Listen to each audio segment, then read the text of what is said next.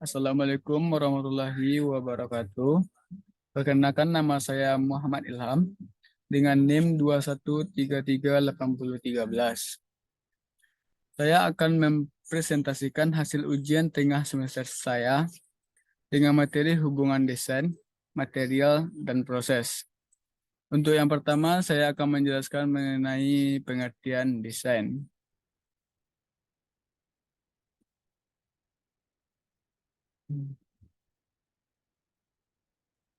Untuk desain sendiri merupakan proses menerjemahkan ide baru atau kebutuhan pasar ke dalam informasi rinci, dari mana produk dapat diproduksi.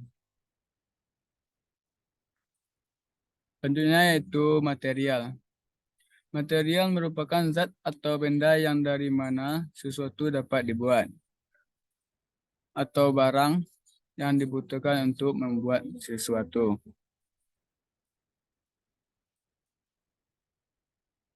Yang ketiga yaitu proses. Proses adalah metode membentuk, menggabungkan, atau finishing material.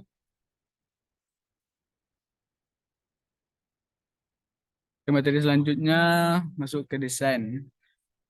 Untuk desain sendiri dibagi atas 3 kelompok. Yang pertama yaitu kondisi operasi. Dapat dilihat dari tindakan memilih material yang paling sesuai untuk aplikasi desain produk tertentu. Yang kedua yaitu fungsi. Membantu dalam mengembangkan produk menjadi lebih menarik secara visual dan lebih mudah digunakan. Yang ketiga yaitu biaya. Biaya pengeluaran modal yang digunakan untuk menghasilkan suatu produk berupa barang ataupun jasa. Yang ketiga, yang materi selanjutnya yaitu material. Dibagi atas 3 kelompok. Yang pertama yaitu sifat.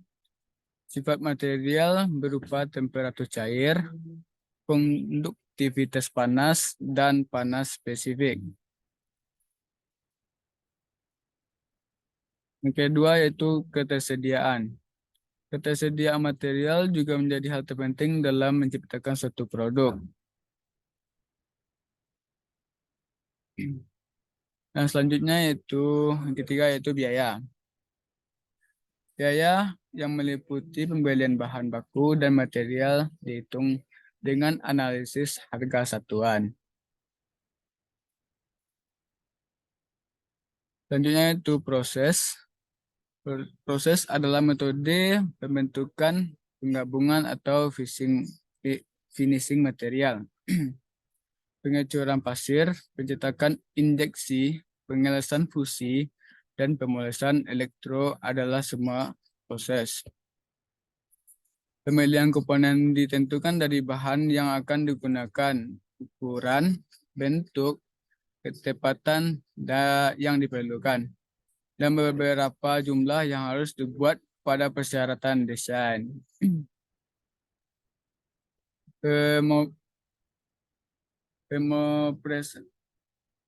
Proses memiliki fungsi ganda. Yang pertama adalah membentuk, menggabung, dan finishing. Yang kedua adalah mengendali properti. Logam yang diperkuat dengan rolling dan forging. Baja memberikan perlakuan panas untuk meningkatkan kekerasan dan ketangguhan. Polimer ditarik atau draw untuk meningkatkan modulus dan kekuatan. Keramik ditekan panas untuk meningkatkan kekuatan. Pemilihan proses adalah menemukan kecocokan terbaik antara atribut proses dan persyaratan desain. Korelasi antara material, bentuk, dan pemprosesan, properti material, dan bentuk mengatasi pemilihan proses. Bahan ulet dapat ditempa di roll, ditarik, atau drawn. Material yang rapuh dapat dibentuk menggunakan metode bubuk. Bahan meleleh pada suhu sederhana hingga cairan rendah viskositas dan dapat dicor.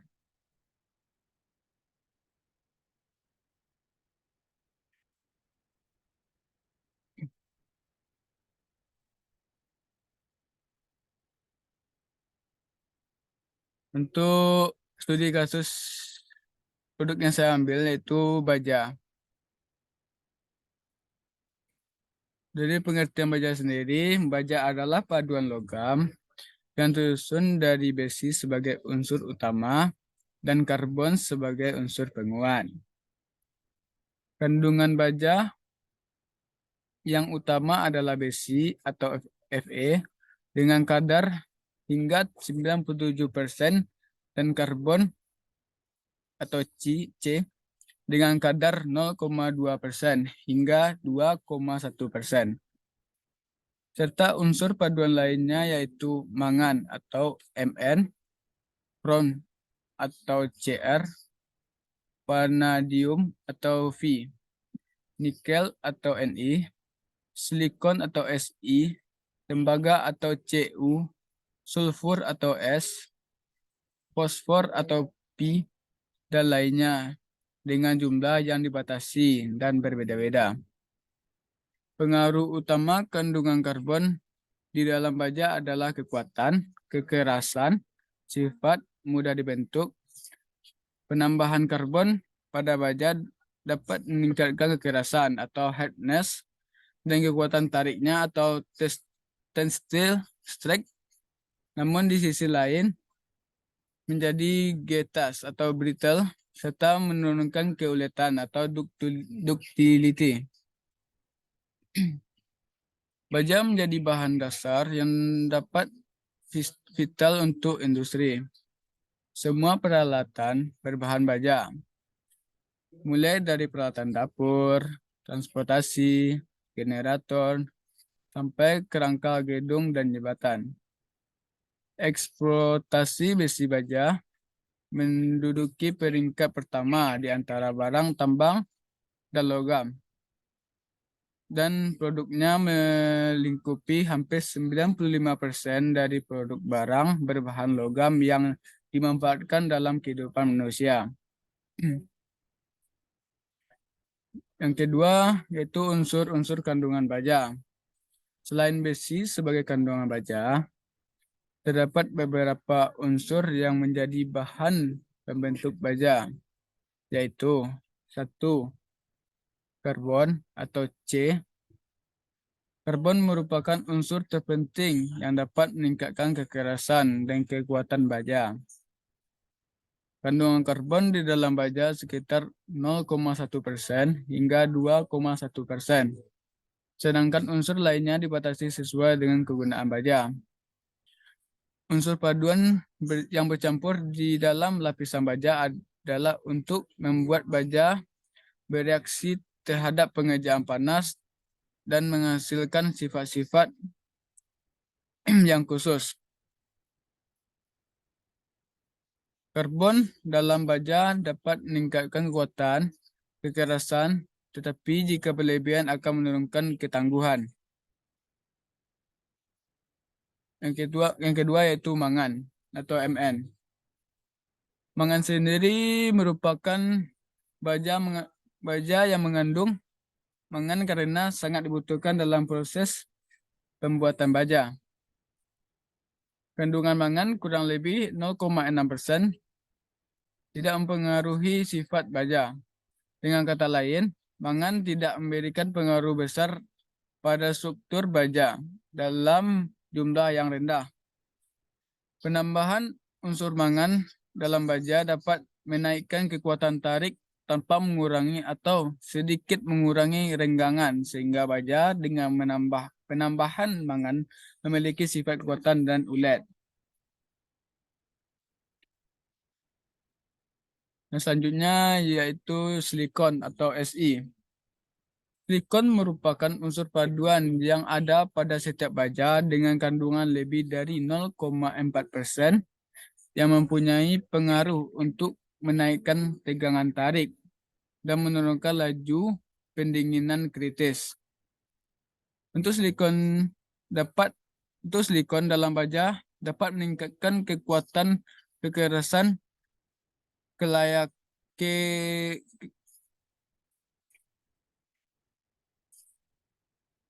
ke-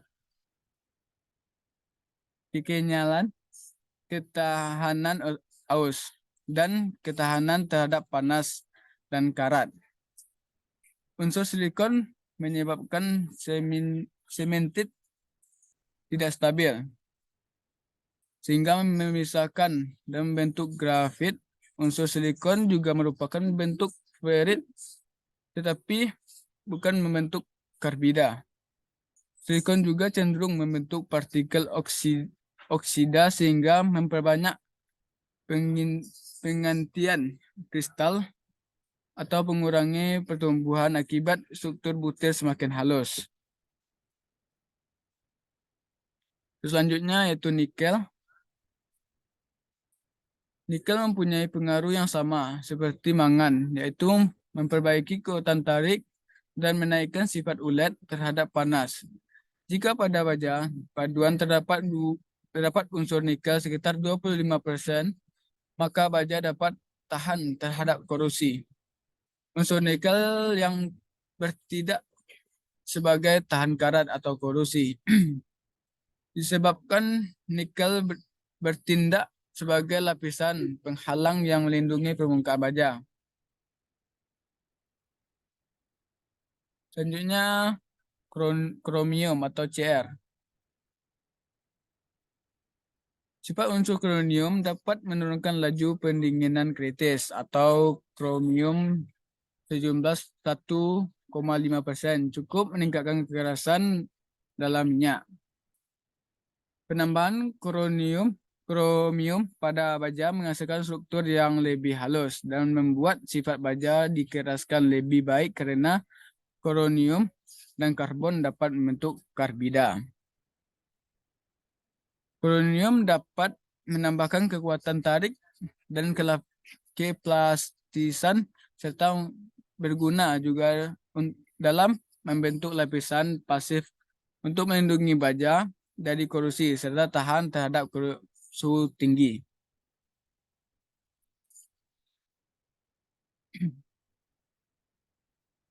Selanjutnya ada kobalt atau CO. Sebagai unsur paduan dalam baja, kobalt meningkatkan kekerasan, ketahanan arus, dan ketahanan panas. Pada magnet permanen mengandung kobalt sehingga mempunyai kepekaan terhadap pemanasan lanjut.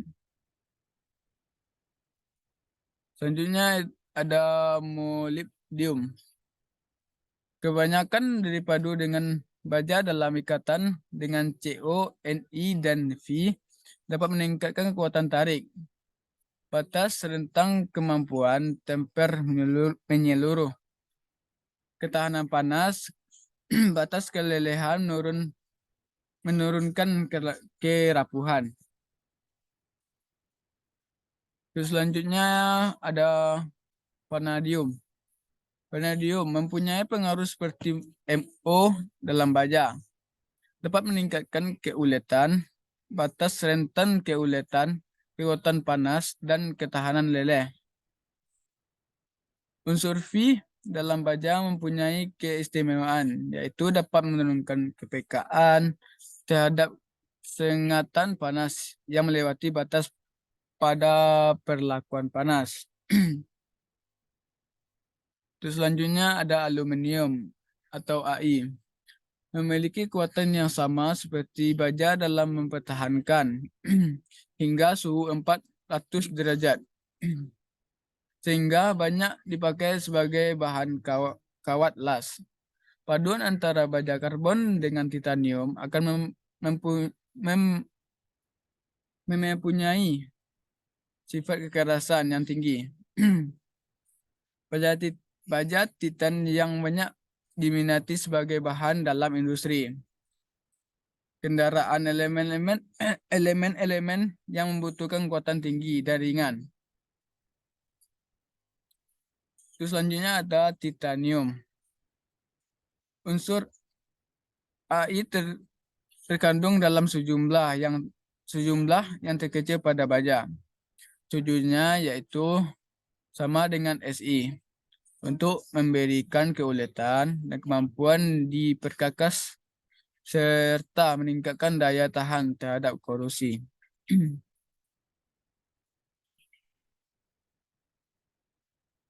Yang ketiga yaitu jenis-jenis baja.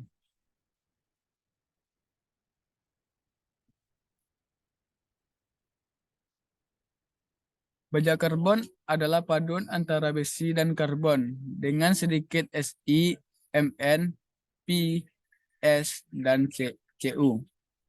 Sifat baja karbon sangat tergantung pada kadar karbon. Bila kadar karbon naik, maka kekuatan dan kekerasan juga akan bertambah tinggi. Karena itu, baja karbon dikelompokkan berdasarkan kadar karbonnya.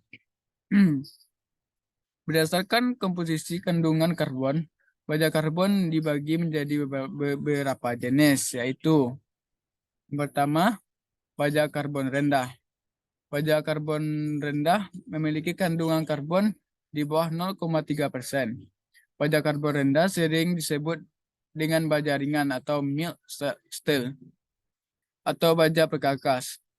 Jenis baja yang umum dan banyak digunakan adalah jenis school roll steel dengan kandungan karbon 0,08% sampai dengan 0,30% hingga bisa digunakan untuk bodi kendaraan.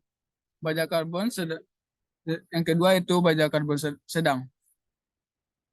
Baja karbon sedang merupakan baja yang memiliki kandungan karbon 0,30% sampai dengan 0,60%. Baja karbon sedang mempunyai kekuatan yang lebih dari baja karbon rendah yang mempunyai kualitas perlakuan panas yang tinggi. Tidak mudah membentuk oleh mesin, lebih sulit dilakukan untuk pengelasan dan dapat dikeraskan dengan baik. Baja karbon sedang banyak digunakan untuk proses rel kereta api, roda gigi, pegas, baut, komponen mesin yang membutuhkan kekuatan tinggi, dan lain-lain. Yang ketiga yaitu baja karbon tinggi. Baja karbon tinggi memiliki kandungan karbon paling tinggi jika dibandingkan dengan baja karbon yang memiliki yakni 0,6% dan sampai dengan 1,7% dan memiliki tahap panas yang tinggi. Kekerasan tinggi umumnya keuletan yang lebih rendah. Namun keuletan yang lebih rendah. Baja karbon tinggi mempunyai kekuatan tarik paling tinggi dan banyak digunakan untuk material tol. Salah satu aplikasi dari baja ini adalah dalam pembuatan kawat baja dan kabel baja. Selanjutnya itu baja paduan. Untuk baja paduan sendiri merupakan suatu baja yang dicampur dengan satu atau lebih unsur campuran seperti nikel, mogan, molybdenum, koronium, vanadium, dan wolfram yang berguna untuk memperoleh sifat-sifat baja yang dikehendaki seperti sifat kekuatan, kekerasan, dan keuletannya. Paduan dari paduan paduan dari beberapa unsur yang berbeda memberikan sifat khas dan dari baja berdasarkan kadar-kadar paduannya. Baja paduan dibagi menjadi beberapa jenis yaitu baja paduan rendah atau low steel. Baja paduan rendah merupakan baja paduan yang elemen paduannya kurang dari 2,5%. Misalnya unsur Cr, Mn, Ni, S, Si, P, dan lain-lainnya. Memiliki kadar karbon sama seperti karbon memiliki kadar karbon sama seperti baja karbon. Tetapi ada sedikit unsur paduan. Dengan penambahan unsur paduan, kekuatan dapat dinaikkan tanpa mengurangi keuletannya. Kandungan fatik kandungan fatigue,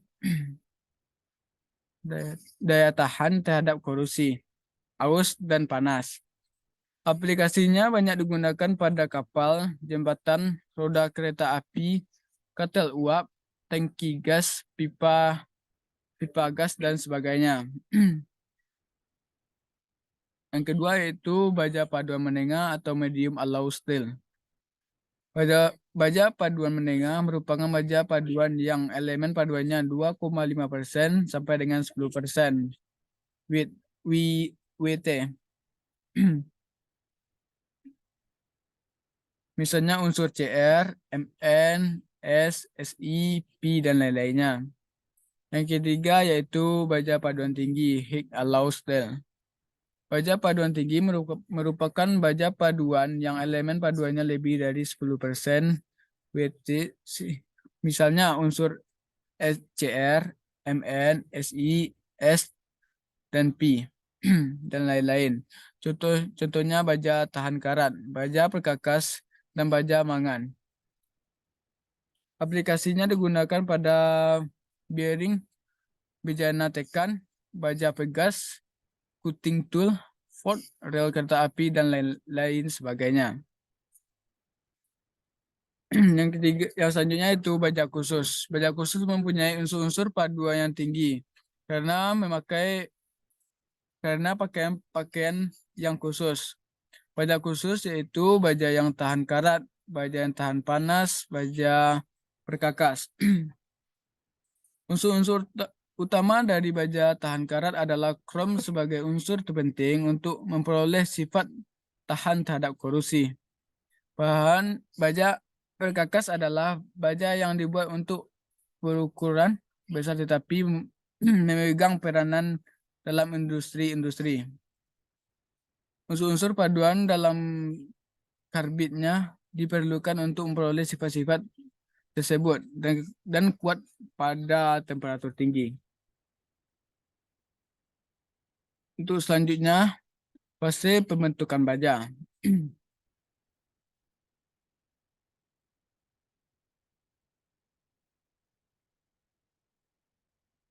Fase ini disebut gamma atau Y dan merupakan larutan padat interstisi karbon dengan skala satuan berupa kubik pemusatan sisi. Ruang antar atomnya lebih besar dibandingkan ferrit.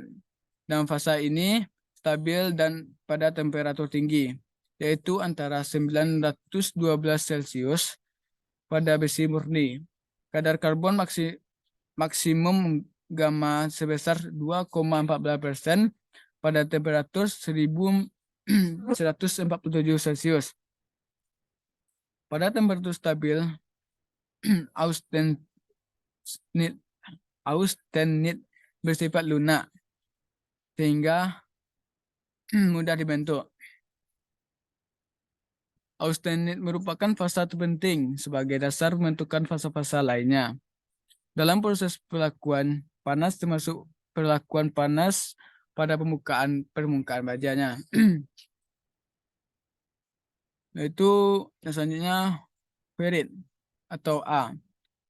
Fasa ini disebut alfa atau A dan merupakan larutan padat interisi karbon dengan rel satuan berupa kubik pemusatan ruang. Ruang antar atomnya kecil dan dapat sehingga larutan karbon sangatlah kecil. Pada temperatur ruang, kadar karbonnya hingga 0,008% hingga dapat dianggap besi murni.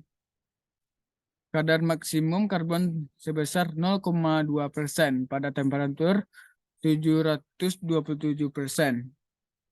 Lunak dan liat. Di bawah mikroskop ferrit terlihat berwarna putih. Kekerasan dari ferrit sekitar antara 140 sampai dengan 140 VN. Selanjutnya yaitu cemented atau Fe3C, 3C. Fasa ini disebut karbida ABC yang merupakan senyawa kimia dalam rumus Fe3C. Sesatuan sementit berbentuk ortorobik, kadar karbon dapat sementit 6,7% dan senyawa ini bersifat keras tetapi getas. Pada baja, fasa ini dapat meningkatkan kekuatan dan kekerasan. Kekerasan sementit adalah lebih kurang sekitar 800 HVN. Selanjutnya perlit. Perlit adalah campuran sementit dan ferit yang terbesar merata pada seluruh penampang. Struktur ini berasal dari perubahan austensit pada pendinginan normal udara setelah melewati temperatur kritis atau 700 Celcius sampai dengan 900 Celcius. Kekerasan dari perlit kurang lebih 180 sampai 250 HVN. Untuk selanjutnya martensit. Martensit merupakan fasa di mana ferit dan sementit bercampur, tetapi bukan dalam lamelar. Fasa ini dibentuk dari austensit menstabil pendinginan dengan laju pendinginan cepat. Jadi hanya presentasi Fe3C unsur perpaduan lainnya, tetapi laut transformasi isotermalnya pada 26 derajat Celcius. Unsur membentuk diferensi karbida yang halus dapat matrik ferris. Martensit bilah dibentuk jika kadar C dapat pada 10 sampai Martensit bilah dibentuk jika kadar C dalam baja sampai 0,6%, sedangkan di atas 1% akan membentuk martensit pelat. Perubahan dari bilah ke pelat terjadi pada interval 0,6%.